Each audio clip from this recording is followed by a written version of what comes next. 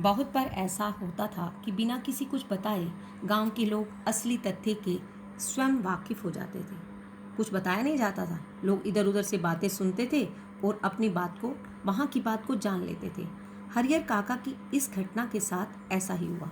दरअसल लोगों की जुबान से घटनाओं की जुबान ज़्यादा पैनी पैनी होता है, तेज असरदार होती थी। घटनाएं स्वयं ही बहुत कुछ कह देती थी, लोगों को कहने की ज़रूरत नहीं पड़ती थी। यहाँ ये बात क्या कही, लोग बहुत बातें बनाते हैं, एक बात छोटी सी होती है उसको बड़ा बना के दिखा देते हैं। ना तो गांव के लोगों से महंत जी ने कुछ कहा था, ना हरियर काका के भाइयों ने। इसके बावजूद गांव के लोग सच्चाई से अवगत थे। अब ये आप बात जानते हैं कि हरियर काका घर से बाहर निकले थे और महंत उन्हें लेने आए थे।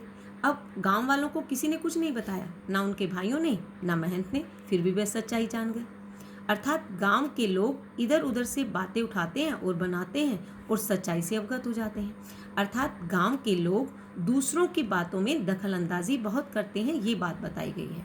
फिर तो गांव की बैठकों में बातों का जो सिलसिला चल निकला उसका कोई अंत ही नहीं था। गांव के लोग क्या करते हैं, बाहर बैठ जाते हैं, एक दूसरे की बातें कहते हैं, फिर उसका कोई अंत ही नहीं है, एक बात को खींचते चले जाते हैं।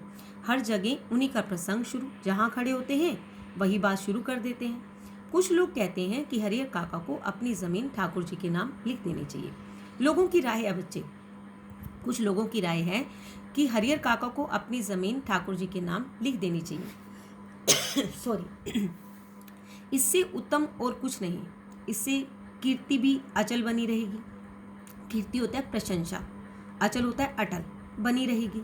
इसके विपरीत कुछ लोगों की मान्यता यह थी कि भाई का परिवार तो अपना ही होता है। लोग कहते हैं कि खून का रिश्ता बहुत महत्वपूर्ण होता है, तो अपनी जायदाद उन्हें ही देनी चाहिए, उनके साथ अन्याय नहीं करना चाहिए। खून के रिश्ते के बीच दीवार बनानी होगी, खून के रिश्ते के बीच दीवार बनानी होगी। अब क्या है बच्चे, इस पैराग्राफ में क्या बताया गया है कि गांव के लोग दूसरों की बातों में बहुत इंटरेस्ट लेते हैं। अब कुछ लोग चाहते थे कि हरियर काका अपनी ज़मीन ठाकुर जी के नाम लिख दें, अर्थात मोक्ष को प्राप्त कर ले, और कुछ चाहते थे कि भाइयों को दें, क्योंकि खून के रिश्ते बहुत महत्वपूर्ण होते हैं। अब लोगों की अपनी अपनी राय थी, अर्थात एक तरह के लोग ये कहते हैं कि ठाकुर जी को दे देनी चाहिए और एक तरह के लोग कहते हैं कि भाइयों को देनी चाहिए। अर्थात उनके विचारों के अंदर अंतर दिखाई दिया जा रहा है। जितनी मुंह उतनी बातें, ऐसा ज़बरदस्त मसला पहले कभी नहीं मिला था, इसलिए लोग मौन होना ही नहीं चाहते थे। मज़ा ले रहे थे बच्चे, चटके ले रहे थे, अर्थात उन्हें बातें बहुत अच्छी लग रही थी, अपने अपने तरीके से समाधान ढूंढ रहे थे। किसी ने कहा नहीं था कि सोल्यूशन ढूंढ कर बताओ, लेकिन अपने आप ही ढूंढ रहे थे और प्रतीक्षा कर रहे थे कि कुछ घटित हो। हालांकि ऐसी क्रम में बातें गर्माहट भरी भी होने लगी। लोग प्रत्यक्ष और परोक्ष रूप से दो वर्गों में बंट गए। प्रत्यक्ष जो डायरेक्ट रूप में अर्थात इनडायरेक्ट रूप में दो वर्गों के अंदर बंट गए। कई बैठकों में दोनों वर्गों के बीच आपस में तू मैं होने लगी।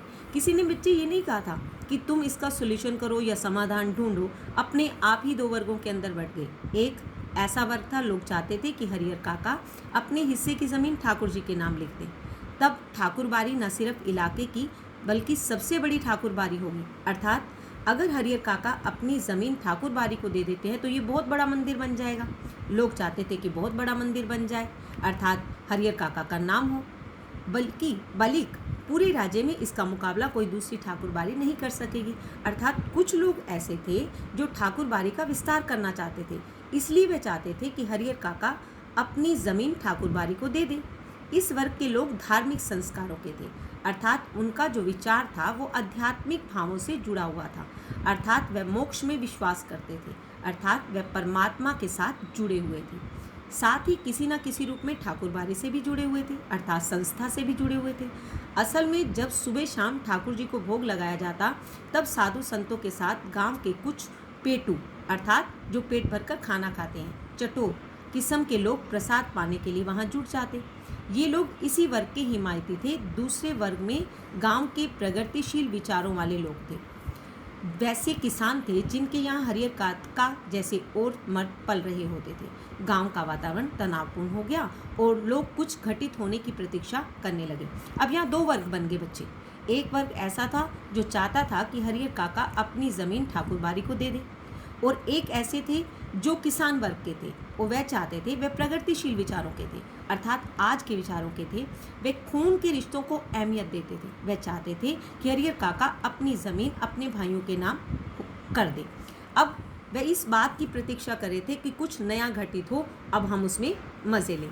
आगे पढ़ते हैं।